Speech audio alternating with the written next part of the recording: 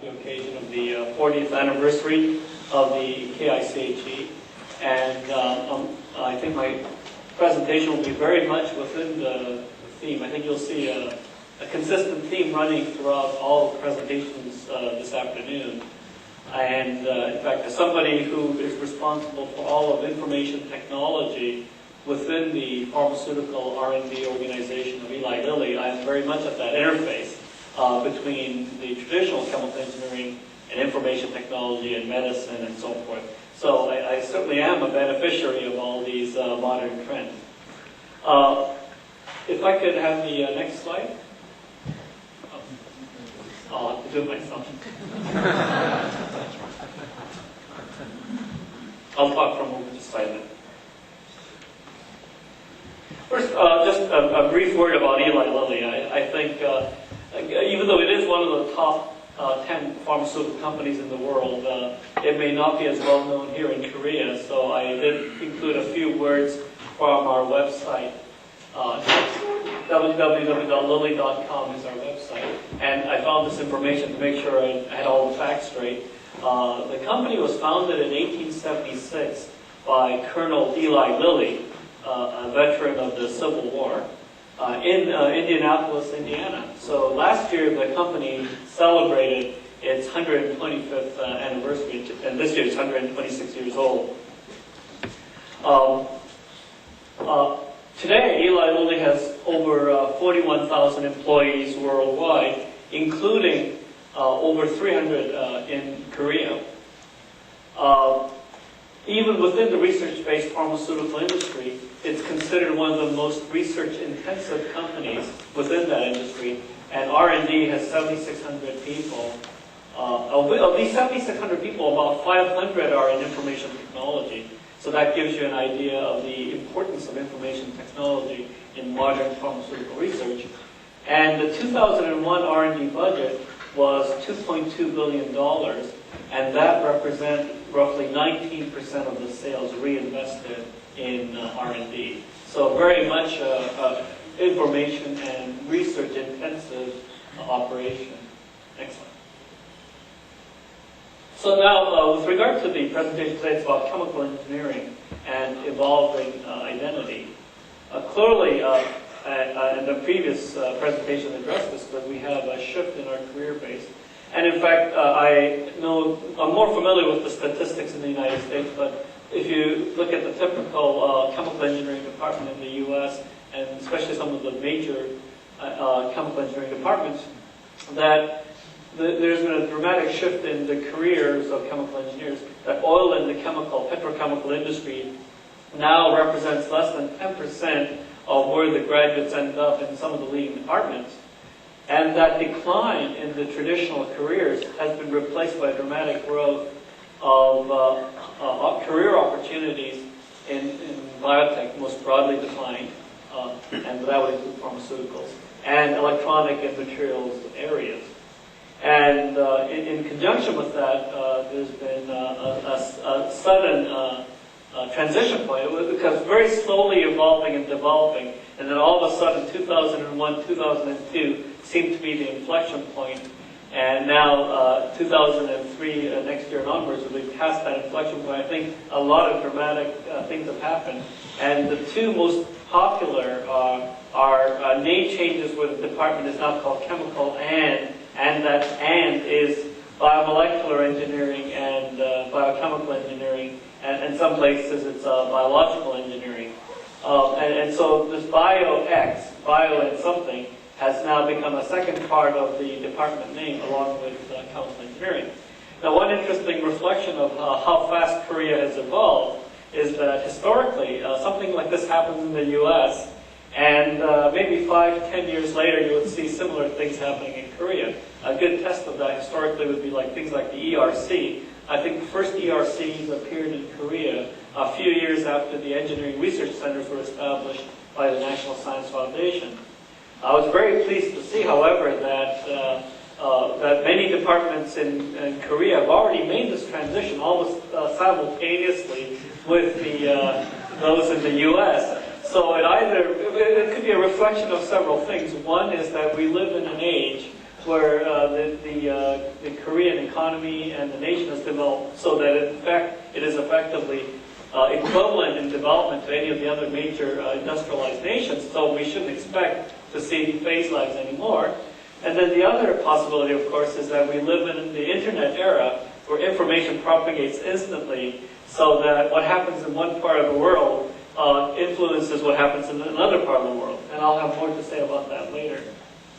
And then the third set of bullets here has to do with the inter- and multidisciplinary research partnerships, specifically for faculty in the chemical engineering departments. And of course, this leads to stresses within the departments as to the sense of cohesion and community. And certainly in my years at Wisconsin, and especially in my term as department chair, that was one of the challenges that we faced. Next. In fact, this is from the 1996 annual report that I prepared when I was at the University of Wisconsin. And I tried to capture what I felt was the stresses and challenges as well as the strengths of the chemical engineering discipline through this simple depiction by length scales.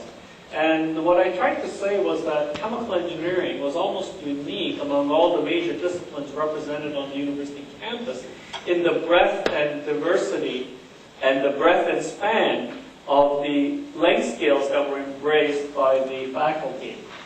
At that time, the department was already very active in nanotechnology through a number of researchers in the materials area, people like Tom Kish and others, who were instrumental in the establishment of the Materials Research Science and Engineering Center, or MERSEC, at the university. And so here, this is a scale in meters on a logarithmic scale, so 10 to the minus 9 meters nanotechnology.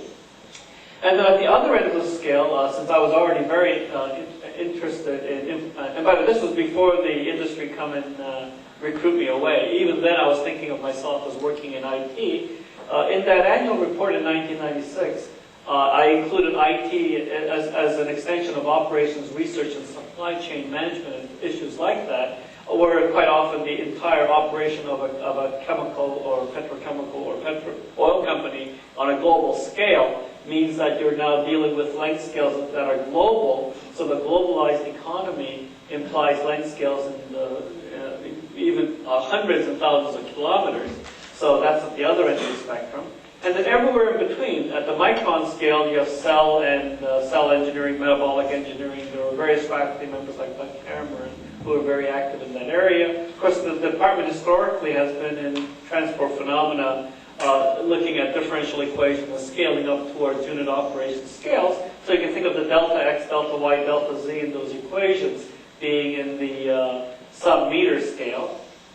And process control and process design being on the scale of plant equipment would be between 1 and 1 meter and above.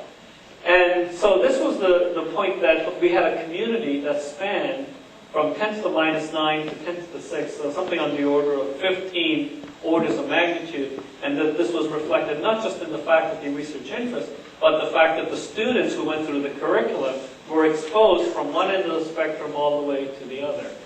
Next slide.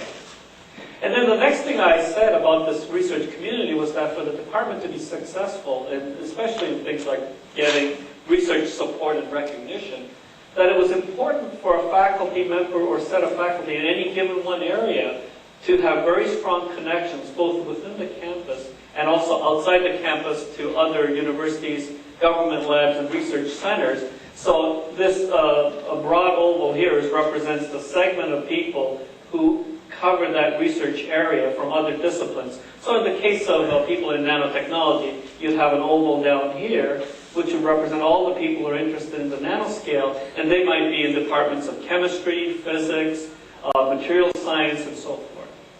And so every one of us lived in one of these ovals or communities that focused mainly on interesting issues on that length scale. Next slide, please. And then, of course, every one of us is in such a community, and so the danger or challenges facing the department was that since all our funding came along this axis, that all our attention would be diverted in that direction. But the point I made is that because it was a very strong department and a sense of community, that we had a community that also went in this direction.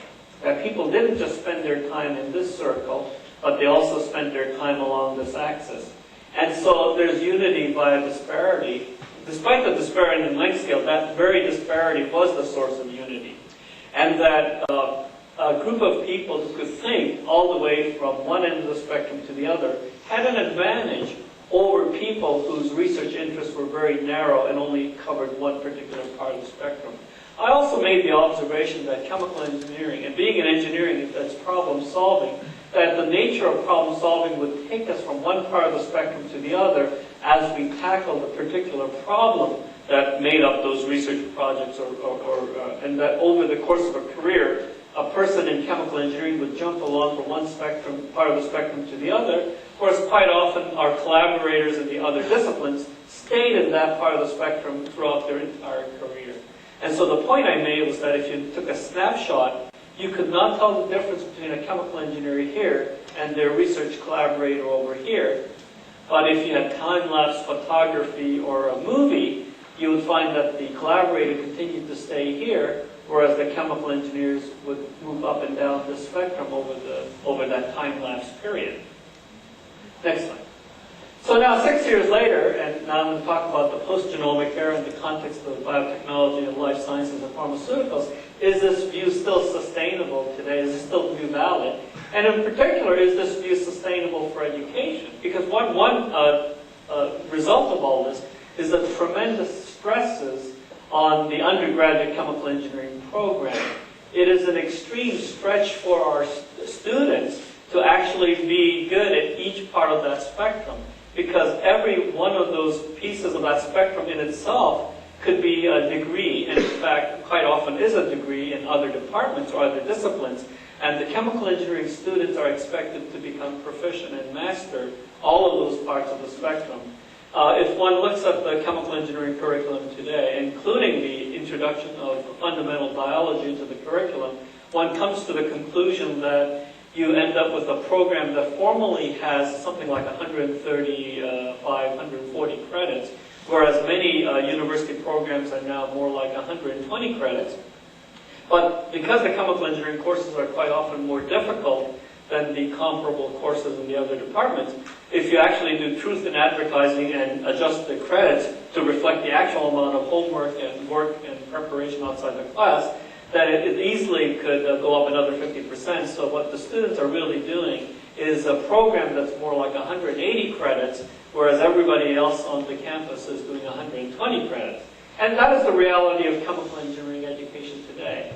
I think it is very difficult, and it's an extreme stretch for the students, but I don't think it's broken yet. And now from an industrial perspective, I would say that that actually makes the chemical engineering graduates extremely valuable for companies such as Eli Lilly. In fact, I'm sure my colleagues at Lilly are tired of hearing me say, every time we talk about a new position in one particular department or another, I try to convince them that they should hire a chemical engineering graduate, because they can do that too.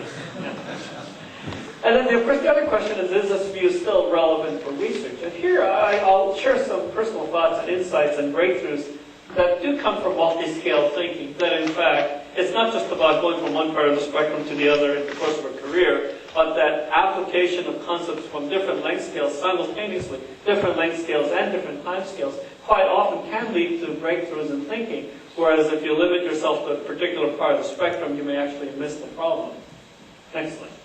So now in the context of the pharmaceutical industry, as many of you know, the pharmaceutical industry is a very research-intensive industry where money is invested in research and the actual product doesn't come out until somewhere like 10 to 15 years after the initial investment. So this is usually represented by the concept of a pipeline, the research pipeline, with a funnel. The funnel represents the fact that in the early part of the research there are many compounds or candidates that are considered.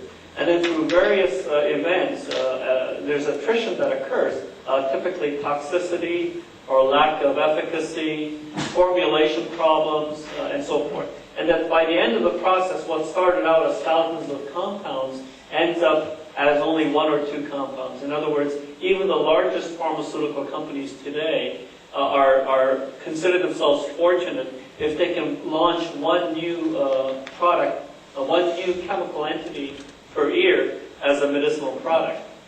Next slide. Now, the role of information technology and other technologies and investments in new capabilities is traditionally viewed in the form of cyclocompression. That is, if you have the old situation where it took longer to go from beginning to end, and by use of technologies, including information technology, you're able to compress the cycle, then the basic idea for a research-based pharmaceutical company is that since the patents are typically issued early in the process, because you have to safeguard your idea versus your competitors, but you actually produce the product on the marketplace only when it comes out, and then somewhere later down here is when the patent expires. So the earlier you get to the market, the greater the period of marketing before you run against the generic competition. And since almost all the profits are made before the generic competition comes in, for the research-based pharmaceutical companies, it's extremely important to make this period here as long as possible. So the earlier you come to the market, the earlier you make your money, and the longer you will make your money. And for some of the top products in the industry where the sales are something like almost $10 billion a year for the number one product, that extra 1 year can represent the entire productivity or justification for the billions of dollars that are spent in R&D if you integrate over this entire curve. Next slide. Now, in the post-genomic era, which is part of the title, is that with the sequencing of the human genome, there has been a paradigm shift in the pharmaceutical industry's approach to discovering new medicines. In the old paradigm, the basic idea is that you understood the biology of various diseases, and you worked in a reductionist mode, and you went from the biology of the disease state and tried to find or isolate the proteins that are involved, and eventually you identify the protein, and from there you try to find out where on the gene that protein is encoded, and then you come up with a strategy for interfering with the malfunctioning protein to try to counter the effect of the defect, and ultimately that chemical that did that would be the medicine. And historically, the industry has dealt with something on the order of a few dozen biological or protein platforms that were the disease targets. What has happened in the post-genomic era is that now that the entire human genome has been sequenced, one can mine the entire genome to figure out, in theory, all of the potential proteins that can be made. And so instead of going from the biology and downwards to the molecular level and finding the disease proteins, we can now start backwards and say we know all the proteins, at least from a conceptual viewpoint, and that since we now know all the proteins, we also know all the proteins that are implicated in diseases. All we have to do is sift through this enormous universe of hundreds of thousands of proteins and figure out which diseases they correspond to. And so in this very high throughput mode, we could dramatically increase the number of medicines that are discovered. And this is what this curve represents. That in the old paradigm, you had a certain universe of activity in the early discovery part of the research organization. Now in the post-genomic era, you have this greatly expanded universe, because instead of a few dozen biological targets, potentially there are now thousands of targets. And at the same time, the chemistry has advanced as well. Instead of a compound library of 100,000 compounds, the pharmaceutical industry has now used combinatorial chemistry and robotics and automation to expand the universe of compounds to millions of compounds. So basically, the screening universe of interactions between the biological targets and the molecules has gone from a few dozen multiplying 100,000 to a universe of thousands multiplying millions. So you can work out the math. There has been several orders of magnitude increase in the things that you can do in this part of the universe. But at this part of the universe, things cannot change that much, because this part of the universe represents clinical trials. And so despite the fact that your opportunities in the discovery phase have increased by a factor of 100,000, that does not translate into running 100,000 times the number of clinical trials. Already clinical trials are limited by societal limitations, such as the availability and recruiting of patients to enroll in the clinical trials. So we could imagine clinical trials expanding by another factor of 3 or 10 and so on, but we certainly don't envision clinical trials increasing by a factor of 100,000 or a million.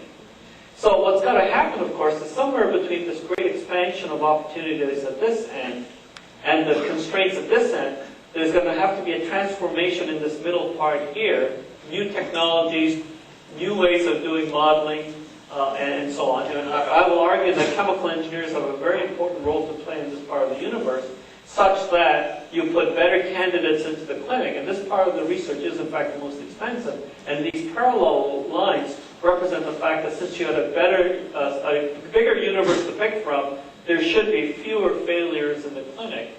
And so the end result is these two parallel lines without attrition. And so the area here is wider than in the classical model. So you have more products coming out.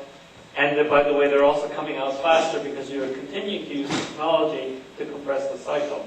I emphasize that this is the ideal paradigm. And about 5 to 10 years ago, the pharmaceutical and biotech industries started talking about this to Wall Street. And everybody got all excited and bid up prices of stock of pharmaceutical and biotech companies and so on. And the rest, of course, is history. Next slide. But in fact, something has happened, because that was 5 to 10 years ago. And by the way, this was before I joined the industry, so I don't take any blame for this. But what happened is these people said, well, and because of all these great things that are happening in the post-genomic era, in about 5 to 10 years, there'll be a dramatic boost in R&D productivity, and lots of new medicines will come out per year. Now, that was 5 to 10 years ago, and people have a long memory, so they remember it. They say, well, now it's been 5 to 10 years, and we don't see this happening, so what's happened?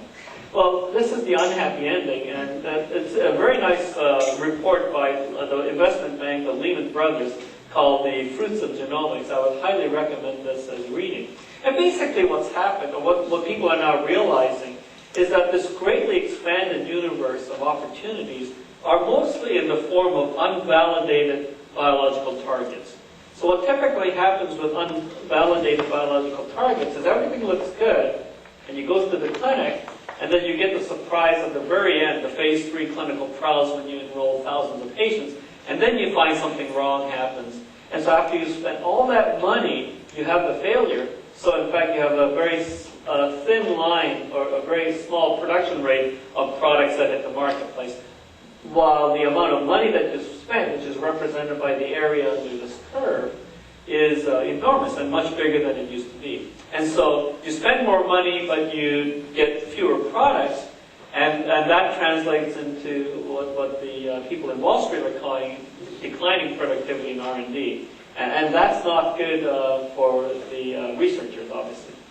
And so, and in fact, there's a very simple chemical engineering analogy, or oil exploration analogy, which I like to talk in the chemical engineering audience.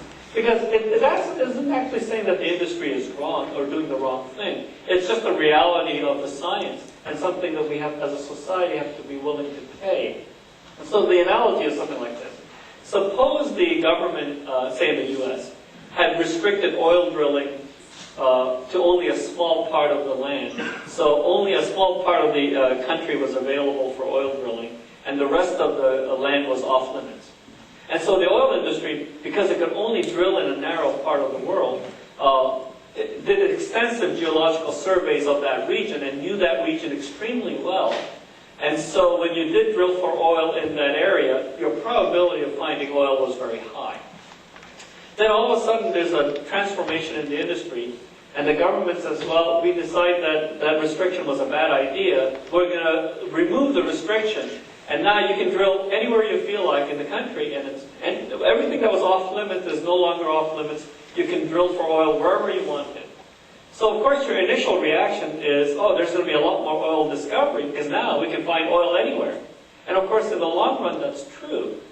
But in the short run, you have to, of course, make substantial investments in doing geological surveys and analysis of all this new land that is suddenly available for exploration.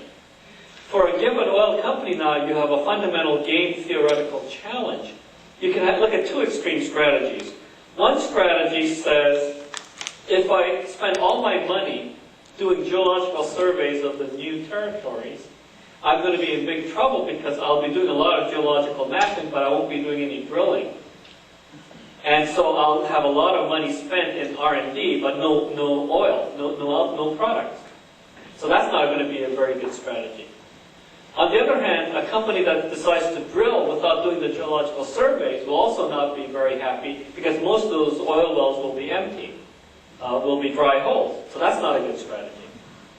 A third strategy would be for a company to say, well, that's high risk since I realize all the things I do, whether I do geological surveys or if I just stick to, if I do geological surveys, that's bad. If I just drill for oil blindly, that's bad also. So I'm not going to do anything, even though all that new territory is available for exploration. I'll just stick to the old territories where I know everything very well, and I'll just continue to drill for oil there.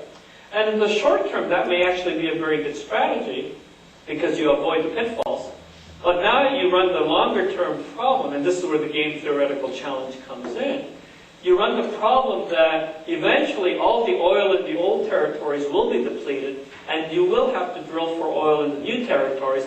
But by the time you change your strategy and try to drill for oil in the new territories, what will happen, of course, is all the real estate will have been bought up by somebody else, your competitors. So you will be locked out of all the new territories. So actually sticking to just the old territories is not an option either. So in fact, the three most obvious things that you can do all lead to bad outcomes. So I would actually argue that the fundamental challenge, say in the previous slide, the fundamental challenge of avoiding low R&D productivity is impossible. It's just a fundamental fact of where the science has taken us that we have to overcome. And in fact, with my colleagues in R&D, I've made the observation, and obviously in the public I cannot say this because people will misquote me or misunderstand me.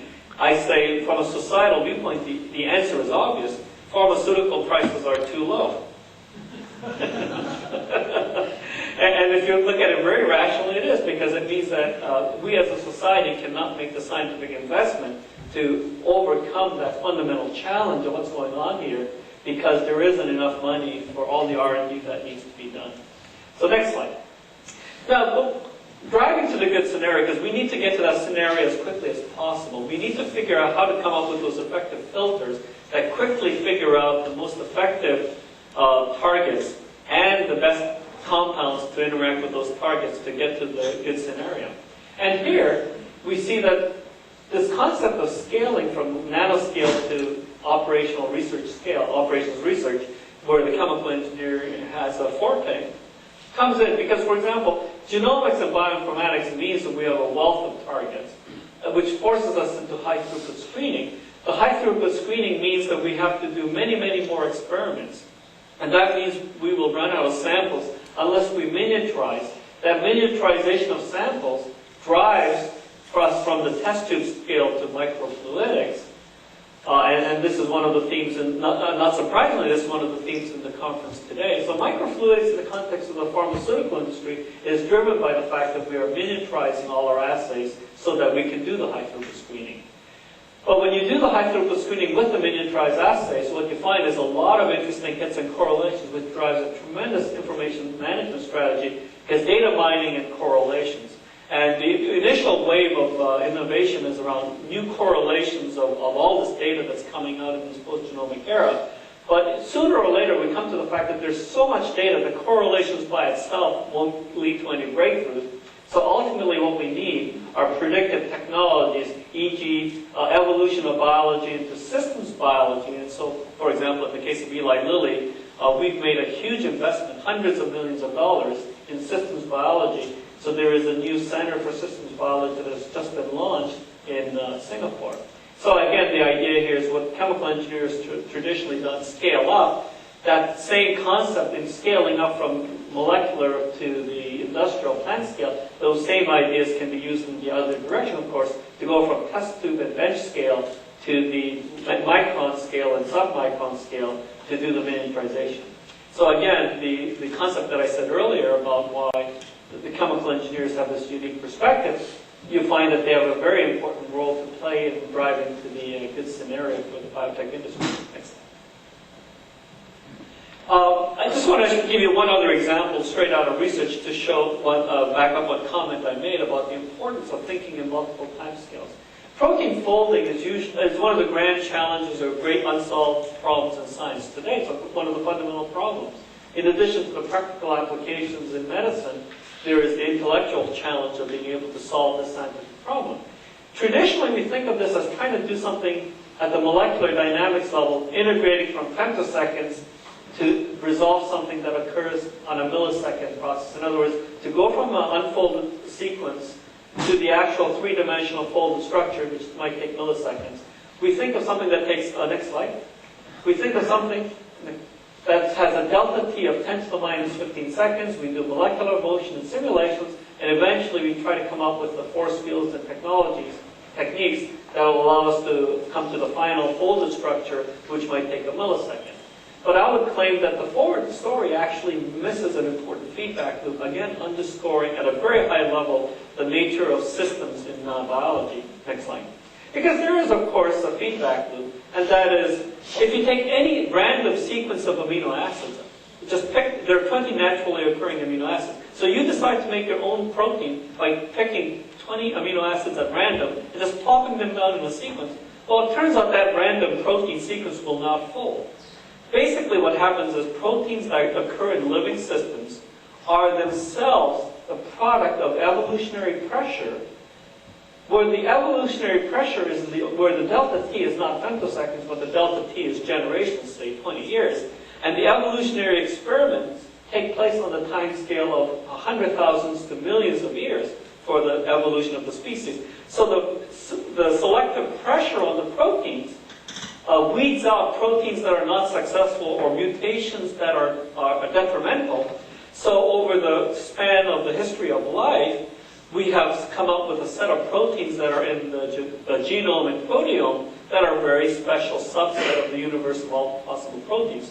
So I would argue that if you want to make progress in protein folding and structural bioinformatics on a time scale of a few years of interest to society, and that is come up with practical solutions in the next few years, that one has to look at it as a system where there's a forward loop which has delta T of 10 to the minus 15, and a feedback loop which is on a grossly different time scale. And here again, I would argue that the people with the chemical engineering background are very natural in thinking about this. So this hybrid kind of model, Yanis Kasnesis, who's a professor of chemical engineering at the University of Minnesota, is a proponent of this kind of research, where he is developing methods in systems biology to simultaneously deal with forward marching on that fast timescale of delta T, but using statistical methods like hidden Markov models and other statistical tools, covariant mutations and so on, to deal with this feedback loop that occurs on this other timescale.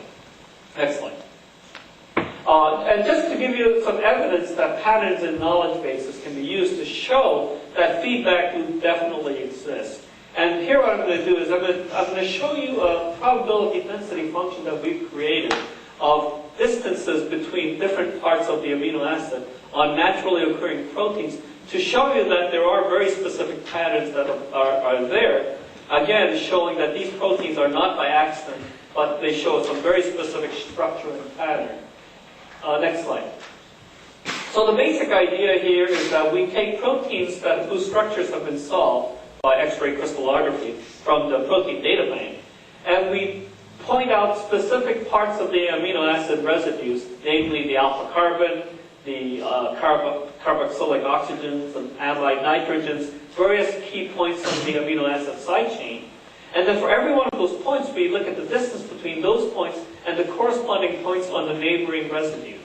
And we do that while keeping track of the identity of the amino acids. Again, there are 20 naturally occurring amino acids.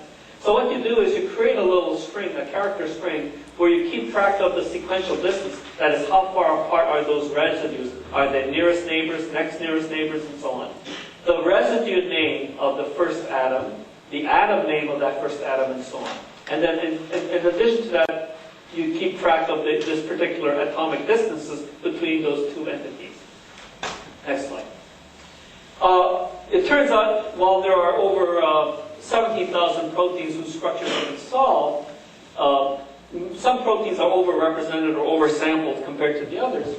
So to do accurate basis or representative basis, so we only need to take about 461 proteins. But even that requires something on the order of 851,000 atoms and over 100 million distance functions that have been created. So basically, here's a schematic of what we did. We took the protein data bank, wrote a Perl script to calculate those functions, construct those density functions, and create a new database of probability density functions of those interatomic distances. Next slide. And here's what they typically look like. So since you're creating a distance function, you're calculating the distances in angstroms, so that's the x-axis, and the y-axis is just the frequency count for that particular distance. So you end up with a histogram, so the bars here represent the actual data that's created by mining the protein data bank. Then by using something called superposition of Gaussian kernels, so you have different kernels H here, and summing over I equals 1 to n, you can come up with this red curve, which is a superposition of Gaussians. This is a standard method in statistics. And basically what this red curve represents is the best fit of this lumpy data that's the histogram. The basic idea here is that if your window is too broad, you smear out and average out over the data, so you end up getting a blob, which wouldn't be interesting. On the other hand, if your kernel width is too small, then you end up following every up and down of the curve, and so this potential distribution, this probability distribution function has too many jagged peaks, ups and downs, and so when you convert that to an energy using the Boltzmann principle, the force fields that would then arise from that would not be as useful in doing the molecular simulations. So this red curve is a compromise between those two extremes, and as I said before, that's a well-known established methodology for coming up with a consistent value of this kernel with H. Next slide. And so just to show you very quickly what those interesting patterns are, I'm going to take two examples. If you take neighboring amino acids and say, what is the distance between the alpha carbons on neighboring amino acids?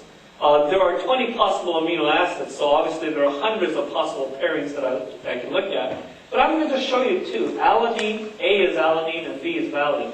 So I'm going to show you alanine followed by an alanine. What is the interatomic distances between the alpha carbons? And then I'm also going to show you this red curve. What is the interatomic distance between alpha carbons when it's valine followed by valine? For those 461 proteins, the alanine-alanine double combination occurred 951 times, so there are 951 points on that histogram that resulted in this smooth curve after the kernel method. And the red curve, as I said before, 559 times that it occurred in the data bank of 461 proteins, and you get this red curve. But the interesting result here is that the two curves they have structure, but they're very different. The alanine-alanine curve has a very sharp peak at 5.5 angstroms and smaller peaks elsewhere. But almost all of the curve is at this 5.5 angstroms. The valine-valine curve has a much bigger peak at 6.5 angstroms and a smaller peak at 5.5 angstroms. Now, a protein chemist would say, oh, this is well known. I understand why this happens, because it's known that the distance between the alpha carbons on successive amino acids is exactly 5.5 angstroms if those amino acids, the neighboring amino acids, occur in an alpha helix. So this sharp peak for alanine-alanine is just a confirmation of the well-known fact that the AA combination in a protein sequence is has a very high propensity of appearing when inside an alpha helix. And quite often, when you just do sequence homology, when you see an AA, you would guess that it's an alpha helix. On the other hand, the valine-valine double combination has a very high propensity to appear in a beta sheet, which is another secondary structure, protein structure, and there the alpha carbon distance would be 6.5 angstroms. So this peak, again, is consistent with that rule. But what these knowledge-based potentials are saying is that it's not binary, it's not 1 and 0, but there is actually a little bit of this even for the alanine-alanine, and for the valine-valine, there is a little bit here as well. So again, a rule that says it's always this would be wrong. And by creating a knowledge base which takes a weighted representation that captures the actual database, captures a more accurate story of what's really happening. So, but the point I'm making here is that through evolutionary pressures, protein sequences and protein structures are not random, but they serve a purpose, and these knowledge bases can actually capture that pattern. And what's even more dramatic, you might say, well, those are just neighboring amino acids. Of course there's going to be some correlations. But what's even more amazing is that when you look at long-range interactions between proteins, amino acids that are very far apart, you find that the vast majority of the long-range interactions are like this red curve, basically a blob, no pattern. But every once in a while you find a long-range interaction that has very specific structures of peaks, ups and downs. So something is going on here. And that's something, again, if you talk to a protein chemist, is, oh, that is a salt bridge. So when you have salt bridges, you would expect those very specific correlations to occur in those interatomic distances. So here again, the knowledge base is capturing the evolution of those salt bridges between arginine and aspartame that occur in naturally occurring proteins. Next slide. And then you can create a scoring function to say that if I take a new protein structure that I think I have a proposed solution for that structure, I can now take my atomic coordinates and I can score it against this knowledge base of 100 million potentials to see whether I'm consistent or inconsistent with that knowledge base. Next slide. And here are some examples of how you can compare two different structures. The red curve here, the low score means it's inconsistent with the knowledge base.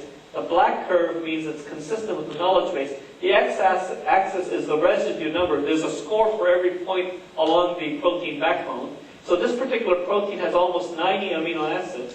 And as you go along the backbone, the old structure, the superseded X-ray crystallography structure, has bad scores, whereas the new and improved structure has good scores. So here's a way of using this knowledge base to distinguish between good structures and bad structures, between good guesses and bad guesses.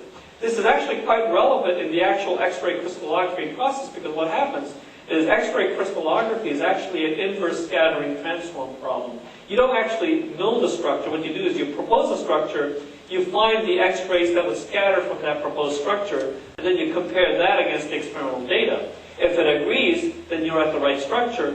If it doesn't agree, you're at the wrong structure. Then you have to, if you're at the wrong structure, you have to have an algorithm for moving the atoms around to come up with a better structure. And then one of the exciting developments, what scientists have done, is they've taken these knowledge bases to say, okay, if I'm at the wrong structure, instead of using molecular force fields, I'm going to use these knowledge-based potentials to move the atoms around to try to improve my score when I do the X-ray crystallography. And that has actually been very successful. Over here is just the same data represented using the Chime plugin. So here's the actual three-dimensional representation of the protein. Here's the old structure with the bad scores of these loops here that are in the wrong positions. And here's the new and improved structure with the nice scores as scored from knowledge-based potential. Next slide. And this is just to average out the scores, and again showing that consistently the scoring functions have captured the superseded structures have bad scores, the new improved structures have good scores. Next slide. So the post-genomic research in Korea, just a few comments about the role and opportunities I see in Korea. One of the amazing things, of course, about Korea is that Korea has an advantage in fast internet and wireless mobility and so on. So I like to say that in this technology, Korea is in fact the de facto world leader in spatial connectivity. It's no longer a question of playing catch-up. It actually has an advantage over the rest of the world. And in my opinion, this advantage is actually accelerating. If I look over the next few years, I think the gap between Korea and the US, for example, will widen in things like fast internet and wireless mobility. Next slide. And in fact, here's some data that I got from the Ministry of Information and Communication in Korea, showing just in the past couple of years, 2000, March, June, September, December, and 2001, April was the most recent data. Just over this period, here's the short message service and the wireless application protocol Mobile Explorer. So this is basically using the internet on your cell phone. And this is the number of people that are using that, and at the top of the axis is 12 million people. And so you see the dramatic growth in both the SMS service and the dramatic growth in the wireless and mobile explorer. This is basically the entire population connected and wired, in my opinion. Next slide. But there's more to the future of science than temporal connectivity. And here I think this connects us to the role of new medicine and so on. Because I believe that in the context of, for example, the United States, one of the most intriguing things is connecting teams of multiple generations of knowledge workers. Because there is this concept of fading memory. A typical researcher does not spend their career in the library trying to read up all of the old journals from 30, 40, 50 years ago. So in fact, there is a communal fading memory that after about 25 to 30 years, much of the literature is forgotten and lost, except for the few shining towers of outstanding research that will survive the test of time. But most of the useful knowledge, unless it's one of those towers, actually gets forgotten and lost.